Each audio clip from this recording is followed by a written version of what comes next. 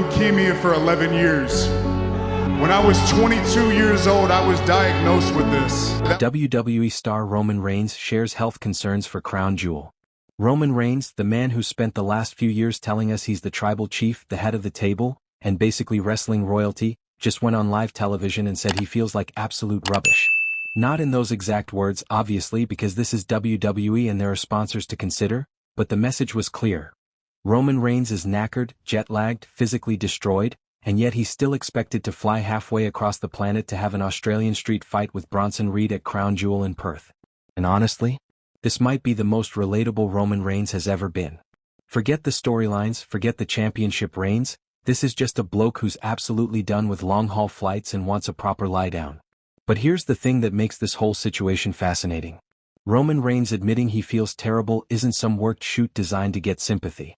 This is genuine exhaustion from someone who's been living between film sets, wrestling rings and airport lounges for weeks on end. He's been filming Street Fighter in Sydney, working WWE's relentless touring schedule, dealing with transcontinental flights that would make even the most seasoned business traveler weep into their complimentary peanuts, and now he's got to go back to Australia for Crown Jewel to face Bronson Reed, who, let's be honest, looks like he could bench press a small car without breaking a sweat. Roman's basically running on fumes, caffeine, and whatever motivational speeches Paul Heyman whispers in his ear between connecting flights. Right, let's back up and talk about how we even got here, because this match at Crown Jewel isn't just some random booking decision pulled from Vince's fever dreams. This has been building since WWE Clash in Paris, where Bronson Reed absolutely demolished Roman Reigns.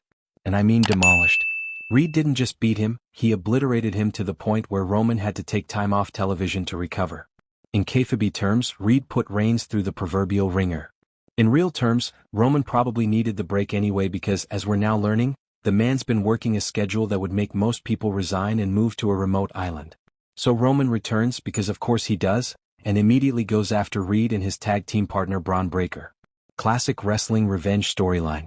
You hurt me, I disappear for a bit, I come back angry and motivated, we have a big match to settle scores.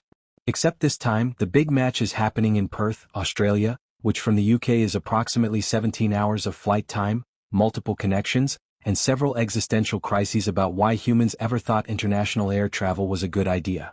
Roman's basically being asked to fly to the other side of the planet, have a street fight with a man the size of a refrigerator, and do it all while feeling, in his own words, like crap. Now let's talk about the Australian street fight stipulation, because this isn't just a regular match. Street fights in WWE are famously brutal.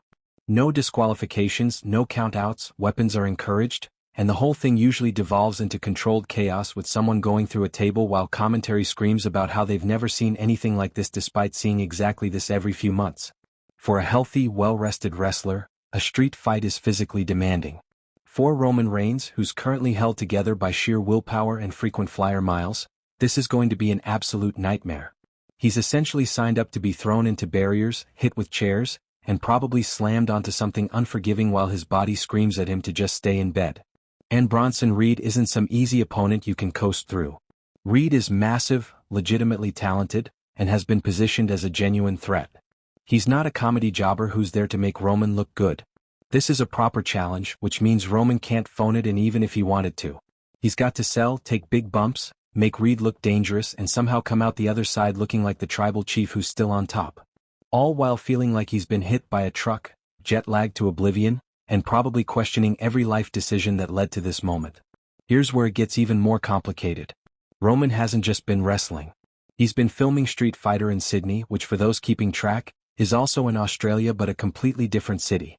Sydney to Perth is still a 4-hour flight. Australia is massive. It's not like popping from London to Manchester. This is a proper domestic flight across an entire continent. So Roman's been in Sydney doing full days on a film set, which anyone who's worked in film will tell you is exhausting. Long hours, multiple takes, waiting around, then doing intense physical scenes because it's an action movie and Roman's probably not playing a librarian. Then he's got to travel for WWE obligations, fly back and forth to the States, manage his schedule, and somehow squeeze in sleep and recovery time. Spoiler alert, he's not getting much of either. He mentioned on the Pat McAfee show that he's been jet-lagged for 4 weeks straight. 4 weeks. That's not just being a bit tired after a long flight. That's your body completely losing track of what time zone you're supposed to be functioning in. Your circadian rhythm has given up entirely. You're eating breakfast at 3 a.m. and falling asleep during lunch. Everything feels off. And jet lag doesn't just make you tired, it wrecks your immune system, messes with your digestion, affects your mood, and makes it exponentially harder to perform physically at the elite level WWE demands. Roman also mentioned flying commercial recently, which, let's be real, is its own special kind of hell when you're a massive WWE superstar trying to maintain some semblance of privacy and comfort. Commercial flights from the US to Australia are brutal under the best circumstances.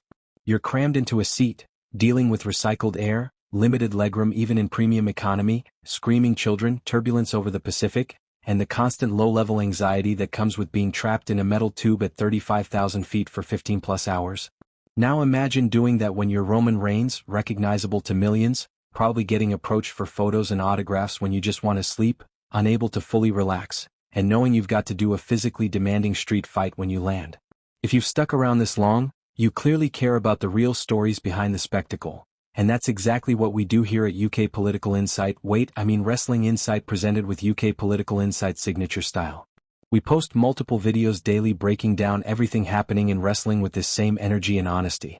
Subscribe if you haven't already, smash that like button if you enjoyed this deep dive into Roman's very relatable exhaustion, and drop a comment with your thoughts on WWE's schedule and whether it's too much. I'll see you in the next one, and hopefully Roman gets some proper sleep before he has to fight a mountain named Bronson Reed. Cheers.